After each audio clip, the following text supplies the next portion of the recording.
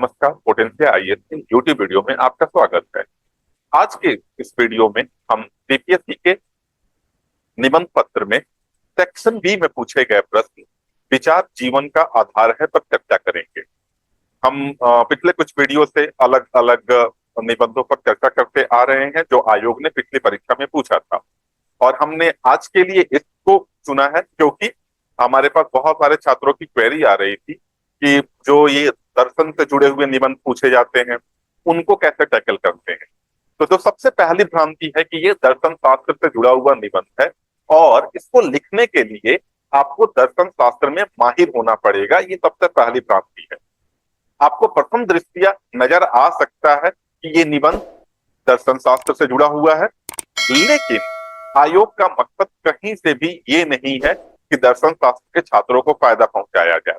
आयोग यहाँ ये देखना चाहती है कि जो कथन या जो निबंध आपसे पूछा गया है उसको आप अपने जीवन के दर्शन पर कैसे लागू करते हैं, उससे आप क्या समझते हैं, उसको आप अपने ऊपर, अपने समाज के ऊपर, अपने जीवन के ऊपर कैसे लागू करेंगे, ये उनका मकसद है। तो जब हम इस पर एक बार चर्चा कर लेंगे तब आपको समझ में आएगा कि ये दर्शन शास्त्र से जुड़ा हुआ निबंध नहीं है, और न तो ये और ना ही कोई भी प्रश्न जो पूछा गया है जहां पर कि सीधे सीधे किसी के दर्शन से, किसी दार्शनिक की थियरी से, सिद्धांत से उठा करके कथन दिया गया है, वह भी निबंध जो है दर्शन शास्त्र से जुड़ा हुआ नहीं है।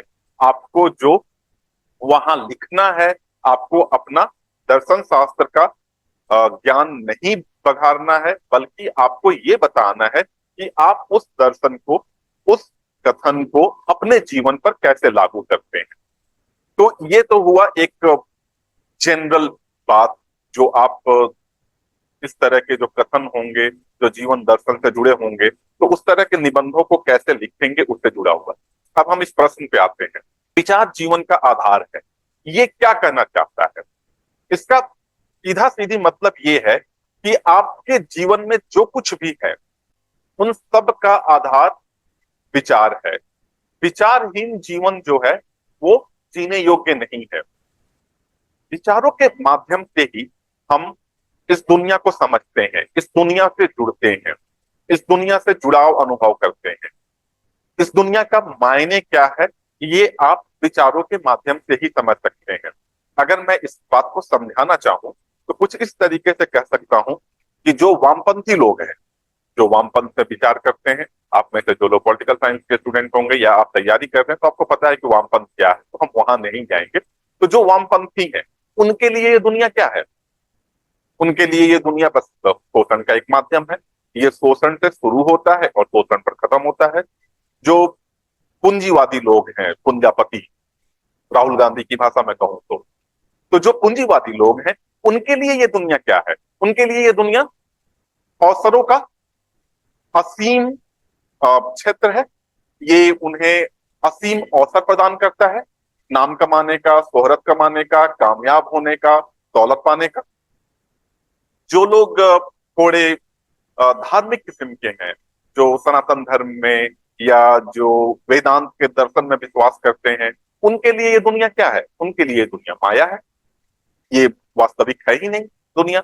जो लोग इस्लाम के अनुयायी हैं उनके लिए ये दुनिया क्या है, उनके लिए ये दुनिया परीक्षा का जरिया है, जिसमें अल्लाह उनकी परीक्षा ले रहा है कि उसके बाद इस दुनिया में जो भी वो करेंगे उस आधार पर कयामत के दिन अल्लाह उनका फैसला करेगा। तो इस आपने ऐसा देखा कि जो भी आपके विचार होते हैं आप उसी के माध्यम से इस दुनिया का मतलब समझते हैं। तो ये मैंने बताया। उसके अलावे आप जो भी आपके अनुभव हैं उनका भी मतलब आप विचारों के माध्यम से ही निकालते हैं, या आप जो जीवन में करना चाहते हैं, आप अपने अंदर जो भी वृद्धि, विकास और जिस तरह की भी सुधार देखना चाहते हैं उनका आधार जो है वो विचार ही है। अगर मैं आसान भाषा में कहूं तो विचारों में उतनी शक्तियां हैं जो कि आप समझ भी नहीं सकते हैं। विचार जो है एक आग की तरह है जो बदलाव को प्रज्वलित करता है। विचार एक मूर्तिकार है और हम एक हम पत्थर हैं या मिट्टी हैं। जैसे एक मूर्तिकार पत्थर को जिस तरह का शेप चाहे देख सकता है और एक मूर्ति बना सकता है, वैसे ही विचार जो हैं वो हमें शेप देते हैं। तो हम पत्थर की तरह हुए, मिट्टी की तरह हुए कि विचारों ने हमें शेप दिया और हमारा निर्माण किया। जब अगर आपको अभी ये क्लियर नहीं हो रहा है तो जब हम निबंध में आगे बढ़ेंगे तो आपको समझ में आएगा। जब हम उसका मुख्य भाग लिख रहे होंगे तो आप ये समझ पाएंगे कि मैं क्या कह रहा हूं। सेम तरीके से विचार जो है वो क्रिया के पूर्वज हैं। पहले विचार आता है, उसके बाद कोई काम आप करते हैं, उसके बाद कोई क्रिया होती है। विचार जो है वो बीज है, तो कर्म जो है वो फूल है। पहले आप बीजों को बीज डालते हैं, उसके बाद ही फूल निकलेगा। पहले पौधा निकलेगा, फिर उसका फूल बनेगा। तो विचार जो है वो बीज हुए, उसके बाद जो भी आपके क्रियाकलाप होते हैं वो आपके उसके पेड़ पौधे हुए, और फिर जो आपका कर्म है वो उसका पुष्प है, फूल है। तो इस तरीके से आप समझ सकते हैं। तो इस तरीके से आप देख सकते हैं कि इस निबंध में अ, हमसे क्या पूछा गया है और हमसे क्या उम्मीद की जाती है। अब आप खुद सोच कर बताइए कि यह दर्शन शास्त्र से कहाँ जुड़ा हुआ है। मैंने कहीं भी किसी भी दार्शनिक का नाम तक लिया, कोई भी दर्शन का सिद्धांत बताया, और आप नीचे डिस्क्रिप्शन बॉक्स में जाकर इस पर लिखा हुआ फुल लेंथ निबंध हिंदी और इंग्लिश दोनों में डाउनलोड कर सकते हैं। और उसको भी जब आप पढ़ेंगे तो आप देखेंगे कि मैंने उसमें किसी भी दार्शनिक का या दर्शन शास्त्र के किसी भी सिद्धांत का उल्लेख तक नहीं किया है। और आप पढ़ करके खुद बता सकते हैं कि वो निबंध कैसा लिखा हुआ है। मुझे आपके कमेंट का इंतजार रहेगा। आप उसके लिए कमेंट बॉक्स कीजिए और मैं खुद कोशिश करूंगा कि हर कमेंट का उत्तर दूं। चलिए इस निबंध पर हम आगे बढ़ते हैं। तो जब आपने एक बार निबंध के विषय को समझ लिया तो अगला जो चरण है वो है उसके उद्देश्य और दायरा को समझना। हम पिछले वीडियो में भी चर्चा करते रहे हैं, और हो सकता है अगर समय मिला मुझे तो मैं उद्देश्य और दायरा के ऊपर किसी भी निबंध का उद्देश्य और दायरा कैसे समझते हैं उसको लेकर के एक वीडियो बनाने की कोशिश करूंगा। तो इस निबंध का उद्देश्य क्या है या इसका दायरा क्या है। तो सबसे पहले जो दायरा है कि हम इसमें क्या लिखेंगे और जो भी लिखेंगे उसमें कितनी गहराई तक जाएंगे, ये इसका दायरा होता है किसी भी निबंध का। तो यहाँ पर हम ये बताएंगे कि जो विचार हैं उनका जीवन के विभिन्न पहलुओं पर, मानव जीवन से जुड़ी हुई जो चीजें हैं उन पर क्या प्रभाव पड़ता है। तो जीवन के अलग अलग क्षेत्रों को हम दिखाएंगे, और मानव के जीवन से ही जुड़ा हुआ समाज भी है, आपका परिवार भी है, राष्ट्र भी है, और आपका पारिस्थितिकी तंत्र भी है, सब कुछ उससे जुड़ा हुआ है। तो हम इस दिखाएंगे कि इन सब पे विचारों का क्या प्रभाव पड़ता है। और इसके बाद इसका अगला स्टेज है कि इसका उद्देश्य क्या है। तो जो भी आप निबंध लिखते हैं उसका कुछ ना कुछ उद्देश्य होता है, और लेखक जो लिख रहा है तो कुछ ना कुछ उद्देश्य तो होगा कि आखिरकार वो हासिल क्या करना चाहता है। तो यहाँ हम हासिल क्या करना चाहते हैं, हम इस कथन का को एक्सप्लेन करना चाहते हैं, इसका विश्लेषण करना चाहते हैं, और साथ में हम जो भी हमारे पाठक हैं उनको हम इन्फॉर्म करना चाहते हैं।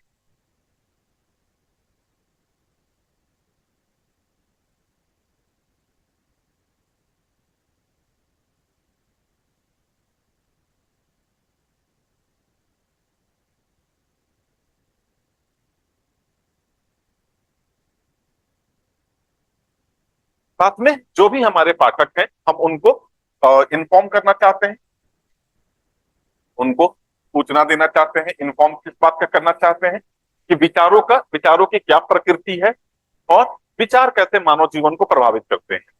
साथ में हम उनको पर्सुएड करेंगे। पर्सुएड करने से क्या मतलब होता है, उनको अपनी बात से सहमत करना या राजी करना।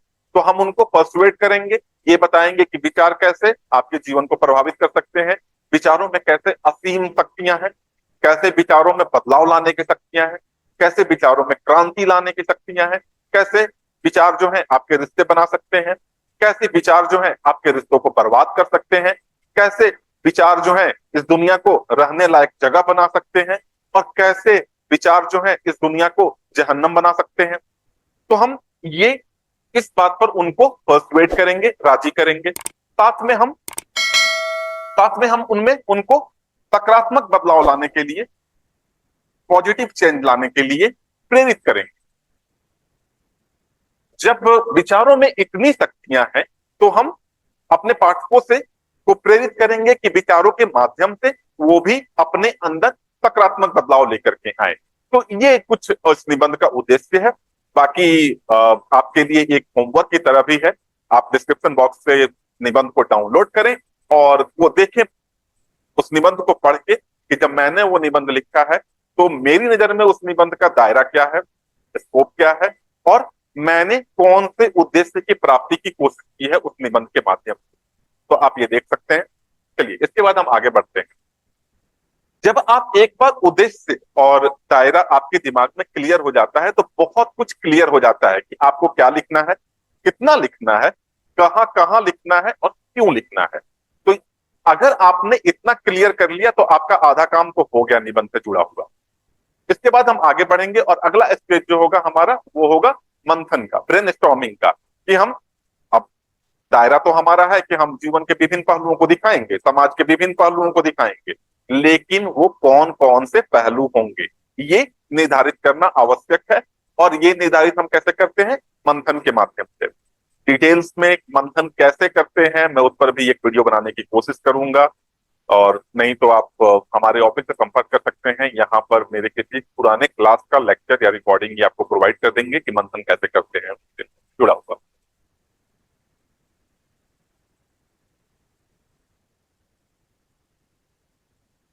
तो यहाँ पर आप देख सकते हैं कि मैंने मंथन के कुछ टॉपिक लिखे हुए हैं।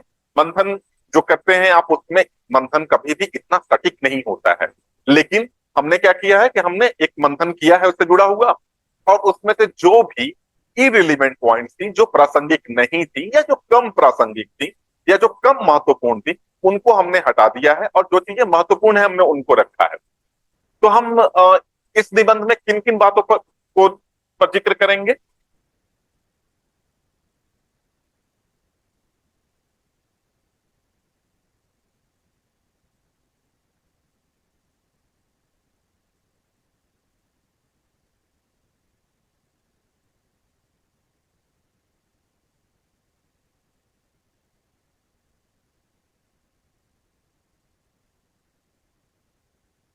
तो इस निबंध में हम किन किन बातों पर जिक्र करेंगे?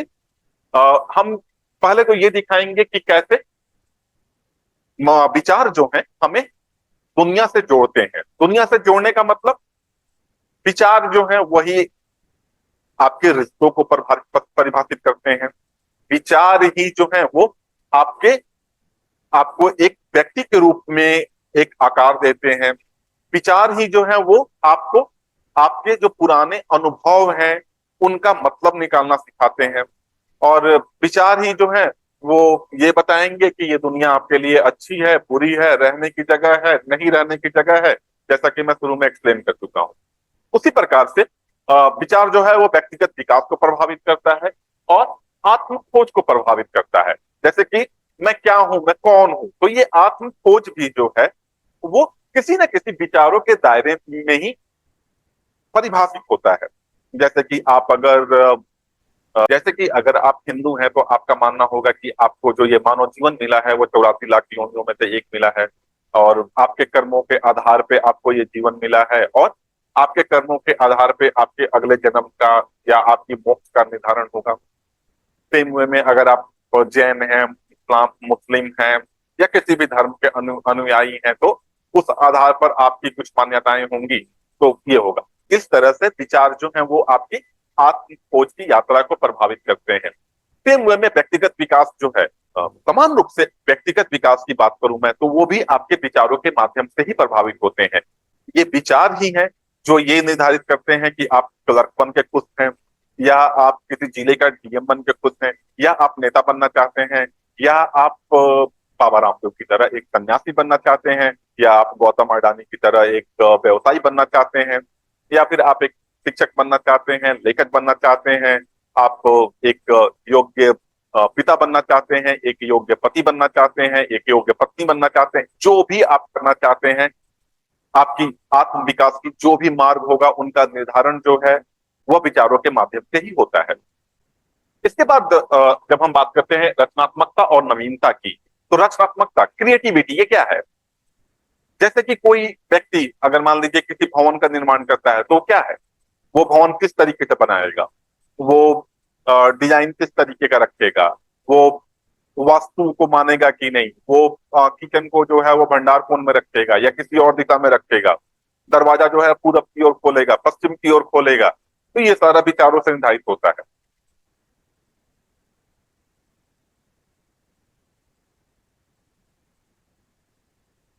समान रूप से जब अगर हम देखें, तो जैसे कि फिल्में हैं, किसी के लिए कश्मीर फाइल्स जो है वो सच्चाई का चित्रण है, किसी के लिए हैदर जो है, जो कश्मीर फाइल्स की सीधे उल्टी फिल्म है, वो सच्चाई का चित्रण है। आप समझ गए होंगे। सेम वे में अगर आप पेंटिंग की बात करते हैं, आप शिल्प कला की बात करें, मूर्ति कला की बात करें, तो आपने देखा होगा कि वो विचारों से प्रभावित रही है। आपने इतिहास की क्लास में पढ़ा होगा कि कैसे जो है वो मूर्ति कला जो है वो ग्रीक आर्ट जो है और जो मथुरा है, वो अलग अलग विचारों से प्रभावित है।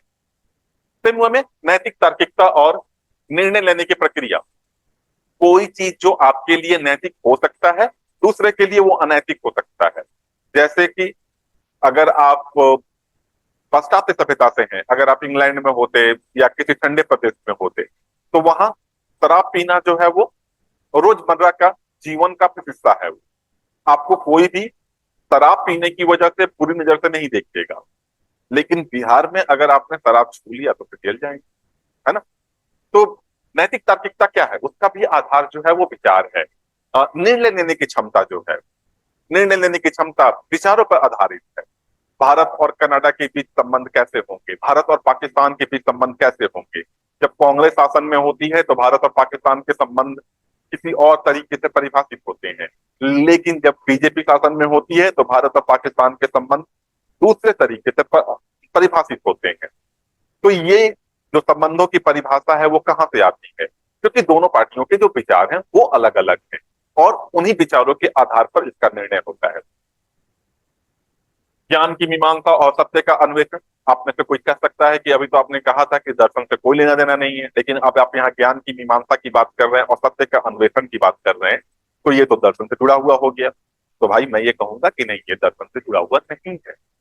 ज्ञान की मीमांसा और सत्य का अन्वेषण, ये सुनने में भारी भरकम लग सकता है, क्योंकि मुझे यहाँ पर छोटे शब्दों में इसको लिखना था, छोटे संक्षिप्त में लिखना था, तो भारी भरकम शब्द आ गए हैं। लेकिन हमारा मकसद यहाँ पर यह है कि आप जो भी चीज है, आपका जो भी नॉलेज है, जो भी ज्ञान है, उसको कैसे समझते हैं? आप उसको विचारों के माध्यम से ही समझते हैं। जैसे कि लोकतंत्र का मतलब, लोकतंत्र की परिभाषा जो है, या लोकतंत्र का आदर्श रूप जो है, एक वामपंथी विचारधारा के व्यक्ति के लिए अलग है, एक पूंजीवादी व्यक्ति के लिए अलग है। और जो लोग अलग अलग विचारधाराएं फॉलो करते हैं, जैसे कि एनार्किस्ट हैं, सोशलिस्ट हैं, सबके लिए लोकतंत्र का आदर्श स्वरूप अलग अलग है। तो जो भी ज्ञान की बातें हैं, जो भी ज्ञान की बातें हैं, जैसे कि आप समाज को कैसे समझते हैं, या आपके लिए सत्य क्या है, सत्य क्या है, किसी के लिए ये दुनिया मिथ्या है, किसी के लिए ये दुनिया सच है। तो सिर्फ ये शब्द भारी भरकम दिखेंगे, ये दर्शन से जुड़ा हुआ नहीं है। ये आपके जीवन की दर्शन से जुड़ा हुआ है, दर्शन विषय से जुड़ा हुआ नहीं है। संचार के क्षेत्र में प्रेमों खुद को अभिव्यक्त करने की क्षमता, आप खुद को कैसे अभिव्यक्त अभिव्यक्त करते हैं? खुद की अभिव्यक्ति का माध्यम जो है वो भी विचारों से आता है।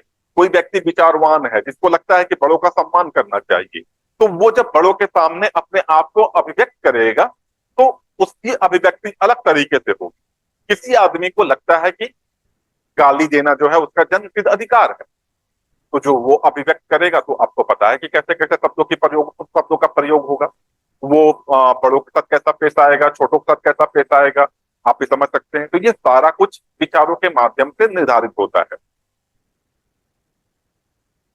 और सामाजिक परिवर्तन को प्रभावित करना, आप जानते हैं कि चाहे वो फ्रांस की क्रांति रही हो, चाहे वो अमेरिका के राष्ट्र का निर्माण रहा हो, ये सभी जो है वो विचारों से प्रभावित थे। फ्रांस की क्रांति जो है वो स्वतंत्रता, क्या बोलते हैं, लिबर्टी, इक्वालिटी, स्वतंत्रता, समता और बंधुत्व की जो विचारधारा है उससे प्रभावित थी। और बाद में जब फ्रांस का पहला संविधान लिखा गया, तो वहां भी इसकी बात की गई। हमारे जो भारत का संविधान है उसमें भी इसकी बात है। भारत का संविधान क्या है, एक्चुअली वो विचारों का ही तो संग्रहण है, जो ये बताता है कि वो भारत राष्ट्र का किस निर्माण किस स्वरूप में करेगा।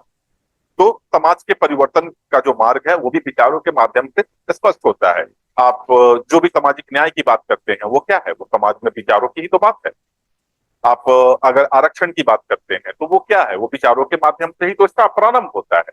तो कोई भी सामाजिक परिवर्तन जो है उसका बीज जो है वो विचार ही होते हैं। तो हम जो निबंध का मुख्य भाग लिखेंगे, मैं भूमिका पर आऊंगा, अभी इसके जस्ट बाद वाला स्लाइड जो है भूमिका पर ही है। लेकिन जब हम निबंध का मुख्य भाग, तो आपको कुछ नहीं करना है, आप इन सारी बातों को एक एक पैराग्राफ में एक्सप्लेन करते चले जाइए। इसको एक्सप्लेन कीजिए, इसका थोड़ा सा विश्लेषण कर दीजिए कि ये क्या है, कैसे होता है, और इसका क्या प्रभाव पड़ता है। अगर कुछ है तो अच्छा बुरा कुछ तो प्रभाव पड़ता होगा। तो ये काम आप इतना कर दें, एक पैराग्राफ सब पर लिख दें, आपके निबंध का मुख्य भाग कंप्लीट हो जाएगा। बाकी इसको कैसे लिखा गया है ये देखने के लिए आप निबंध डाउनलोड करके पढ़ लीजिए।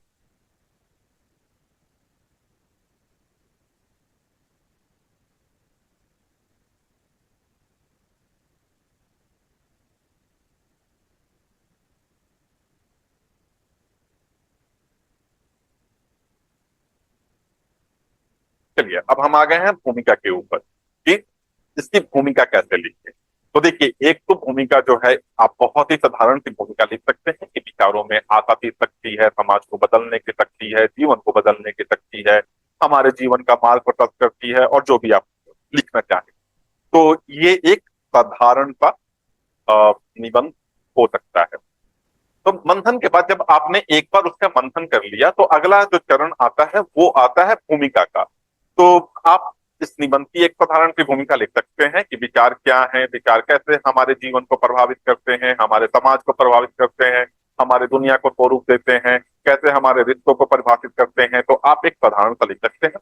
दूसरा, आप बहुत ही क्रिएटिव हो सकते हैं। क्रिएटिव होने का तरीका क्या है कि आप कोई ऐसी स्टोरी नरेट करें जहां पर कि आपने विचारों के माध्यम से बदलाव देखा हो। हालांकि मैंने ये इस तरह की भूमिका लिखी नहीं है इस निबंध के लिए, लेकिन फिर भी मैं आपको एक स्टोरी नरेट कर देता हूं कि विचारों की वजह से किसी के जीवन में क्या बदलाव आ सकता है। एक एग्जीक्यूटिव, जो लोग बिजनेस में हायर पोस्ट पे होते हैं उनको हम एग्जीक्यूटिव कहते हैं।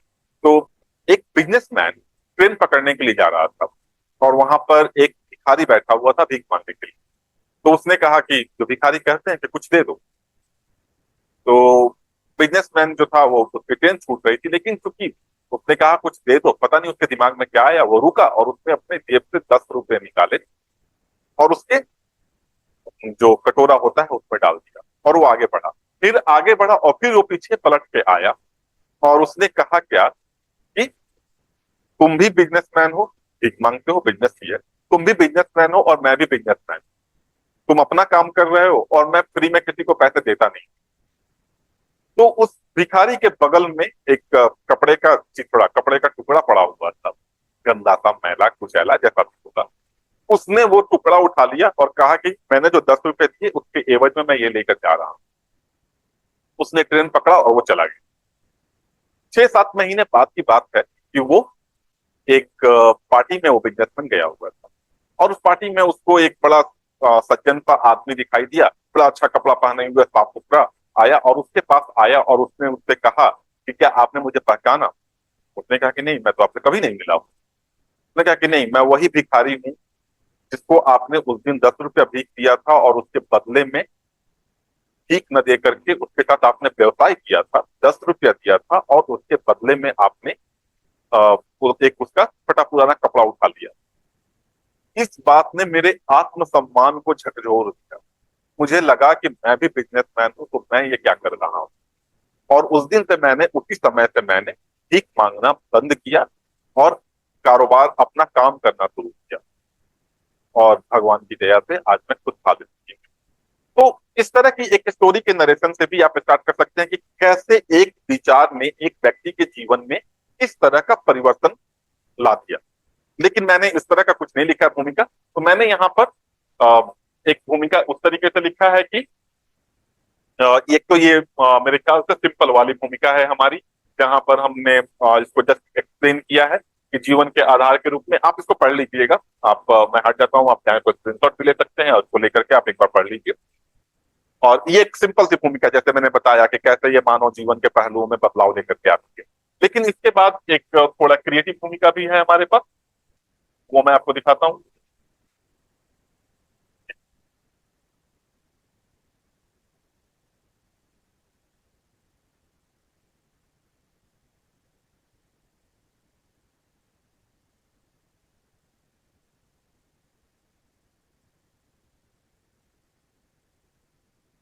उसके अलावा एक क्रिएटिव भूमिका भी है हमारे पास, जो मैं आपको यहाँ दिखा रहा हूँ। तो इसमें मैंने क्या किया है कि सिंपल, वही जो सिंपल भूमिका थी उसी को थोड़ा विस्तृत कर दिया है। जैसे कि विचार हमारे अस्तित्व की मूलभूत शक्ति के रूप में हमारे जीवन के हर पहलू पर गहरा प्रभाव डालता है। यह सत्य मैंने एक जस्ट एक छोटा सा एक्सप्लेन किया है उसको। और उसके बाद यह सत्य शायद सबसे अधिक हमारे राष्ट्रपिता महात्मा गांधी के जीवन में उद्धृत होता है, दिखाई देता है। उनके हर क्रियाकलाप के पीछे विचारों की शक्ति होती थी, जो कि सभी व्यक्तियों के लिए अनुकरणीय है। ये भूमिका आपको लिखी हुई मिल जाएगी वीडियो में डिस्क्रिप्शन बॉक्स में। सॉरी, ये भूमिका आपको लिखी हुई मिल जाएगी। जो निबंध है डिस्क्रिप्शन बॉक्स में, उसको डाउनलोड करें, वहां पर ये भूमिका मिल जाएगी। आप उसको पढ़ सकते हैं कि कैसे हमने महात्मा गांधी का एग्जाम्पल दिया है और फिर वहां से विचारों के मीनिंग को कनेक्ट किया है। तो इस तरीके से ये थोड़ा सा एक क्रिएटिव, एक रचनात्मक भूमिका है।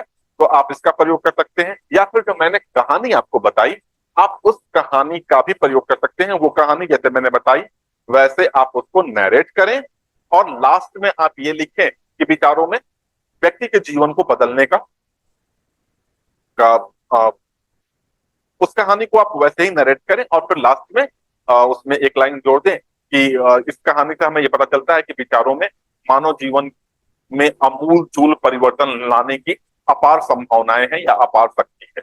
और फिर उसके बाद आप उसके मुख्य भाग की ओर मुड़ जाएंगे।